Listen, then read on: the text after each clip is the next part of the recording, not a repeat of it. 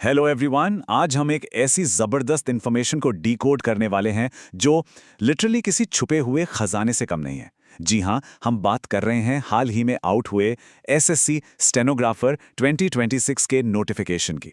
तो चलिए बिना टाइम वेस्ट किए सीधा मुद्दे पर आते हैं और समझते हैं कि ये आखिर इतनी बड़ी गोल्डन अपॉर्चुनिटी क्यों है। देखिए, आज के इस एक्सप्लेनर का रोड मैप बहुत ही सिंपल है। हम इन 6 पॉइंट्स पर बात करेंगे: the golden government job, vacancy और इंपॉर्टेंट डेट्स, एलिजिबिलिटी और एज लिमिट, नया एग्जाम पैटर्न, स्किल टेस्ट का फंडा और आपकी स्ट्रैटेजी। बस इतना समझ लिया तो पूरी पिक्चर क्लियर हो जाएगी। तो चलिए शुरुआत करते हैं हमारे पहले पॉइंट से, द गोल्डन गवर्नमेंट जॉब। अब आपके मन में सबसे पहला सवाल यही आ रहा होगा कि क्या बिना मैथ्स के भी कोई रुतबे वाली सरकारी नौकरी मिल सकती है, मतलब जीरो मैथमेटिक्स। ये सवाल ना उन सभी स्टूडेंट्स का सबसे बड़ा दर्द होता है जो आर्ट्स या कॉमर्स बैकग्राउंड से आते हैं। मैथ्स तो जैसे सबसे बड़ी टेंशन होती है, राइट? होता क्या है ना, आमतौर पर किसी भी अच्छी गवर्नमेंट जॉब के लिए आपको एडवांस मैथ्स आनी चाहिए, टफ फिजिकल टेस्ट पास करना होता है और ग्रेजुएशन तो मस्ट है। लेकिन एसएससी स्टेनोग्राफर की कहानी बिल्कुल अलग है। यहाँ मैथ्स का एक भी सवाल नहीं आता, कोई फिजिकल टेस्ट की टेंशन नहीं है, और तो और सिर्फ 12th पास होना काफी है ना? कमाल की बात। और सबसे इंटरेस्टिंग पार्ट तो अब आता है, सैलरी। इमेजिन कीजिए 90,000 रुपए महीना। जी हाँ, स्टेनोग्राफर ग्रेड सी एक लेवल 7 की पोस्ट है जो सीधा सीधा एक इनकम टैक्स इंस्पेक्टर की पोस्ट के बराबर होती है। स्टार्टिंग सैलरी लगभग 90,000 रुपए, और अगले ही प्रमोशन में सीधा एक गजेटेड ऑफिसर का रुतबा मिलता है। मतलब पावर और पैसा दोनों। अब आते हैं अपने दूसरे सेक्शन पर, जो है वैकेंसीज और कुछ बहुत ही जरूरी तारीखें।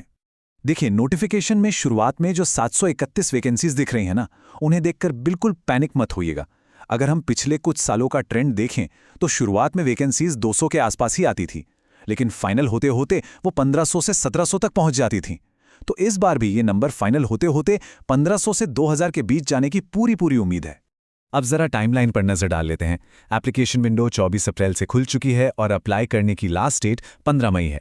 20 और 21 मई को करेक्शन विंडो भी खुलेगी, लेकिन यार फॉर्म भरते समय इतनी सावधानी रखिए कि इसकी नौबत ही ना आए।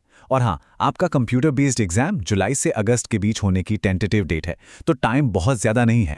चलिए अब आगे बढ़ते हैं सेक्शन 3 की तरफ, एलिजिबिलिटी और एज लिमिट्स। क्वालिफिकेशन की बात करें तो जैसा हमने पहले बताया, सिर्फ 12वीं पास चाहिए। लेकिन एक बात का खास ध्यान रखिए, 12वीं का रिजल्ट और आपके सभी जरूरी सर्टिफिकेट्स जैसे कास्ट सर्टिफिकेट वगैरह, इनकी क्रूशियल डेट 18 फरवरी 2026 है। मतलब आपके सारे डॉक्यूमेंट्स इस डेट से पहले के बने होने चाहिए। और एप्लीकेशन फीस सिर्फ 100 रुपये। और अगर आप एससी, एसटी, फीमेल कैंडिडेट, दिव्यांग या एक्स सर्विसमैन कैटेगरी में आते हैं तो ये फॉर्म आपके लिए बिल्कुल फ्री है, एकदम जीरो कॉस्ट। अब एज लिमिट को समझ लेते हैं। ग्रेड सी के लिए उम्र 18 से 30 साल होनी चाहिए और ग्रेड डी के लिए 18 से 27 साल। और ये एज कैलकुलेट की जाएगी 1 अगस्त 2026 के हिसाब से। जो कैंडिडेट्स रिजर्व कैटेगरी से हैं उनके लिए अच्छी खबर है। ओबीसी को 3 साल, एससी एसटी को 5 साल और दिव्यांग उम्मीदवारों को 10 साल तक का एज रिलैक्सेशन मिलेगा। अब बात करते हैं सबसे जरूरी चीज की, section 4, the new exam pattern. तो ये जो आपका सीबीटी यानी कंप्यूटर बेस्ड टेस्ट होगा, वो पूरे 200 मार्क्स का होगा। लेकिन एक बहुत ही इंटरेस्टिंग बात नोटिस कीजिए, इसका आधा हिस्सा यानी पूरे 100 मार्क्स अकेले इंग्लिश लैंग्वेज और कॉम्प्रिहेंशन से आते हैं। बाकी बचे 100 मार्क्स में 50 रीजनिंग के और 50 जनरल अवेयरनेस के। तो ये तो एकदम साफ है कि यहाँ आपकी नैया इंग्लिश ही पार लगाएगी। इंग्लिश ही इस एग्जाम की जान है। और हाँ, इस बार एक बहुत बड़ा ट्विस्ट है। एक नया नियम लागू हुआ है, सेक्शनल टाइमिंग। अब आपको पूरे 2 घंटे एक साथ नहीं मिलेंगे। इंग्लिश के 100 सवालों के लिए सिर्फ 60 मिनट, रीजनिंग के 50 सवालों के लिए 30 मिनट और जीके के लिए भी 30 मिनट फिक्स कर दिए गए हैं। टाइम मैनेजमेंट बहुत क्रूशियल होने वाला है। और नेगेटिव मार्किंग भी है। हर गलत जवाब पर 0.25 मार्क्स कटेंगे, तो तुक्केबाजी बिल्कुल नहीं चलेगी। Moving on to section 5। चलिए इस स्किल टेस्ट के हॉबवे को डीमिस्टिफाई करते हैं। बहुत से लोग स्किल टेस्ट का नाम सुनकर घबरा जाते हैं, लेकिन सच बताऊं, ये बस 3 सिंपल स्टेप्स का प्रोसेस है। स्टेप 1 होता है डिक्टेशन। आपको 10 मिनट तक एक ऑफिसर की स्पीच सुननी है। स्टेप 2 है शॉर्ट हैंड। सुनी हुई बात को तुरंत पेपर पर एक स्पेशल कोडिंग लैंग्वेज में लिखना है। और फाइनली स्टेप 3, ट्रांसक्रिप्शन। अपने ही लिखे गए उस कोड को पढ़ना है और कंप्यूटर पर नॉर्मल हिंदी या इंग्लिश में टाइप कर देना है। बस इतना ही। अब स्पीड कितनी चाहिए? तो देखिए, ग्रेड डी के लिए डिक्टेशन स्पीड 80 वर्ड्स पर मिनट होती है और इसे कंप्यूटर पर टाइप करने के लिए इंग्लिश में 50 मिनट और हिंदी में 65 मिनट मिलते हैं।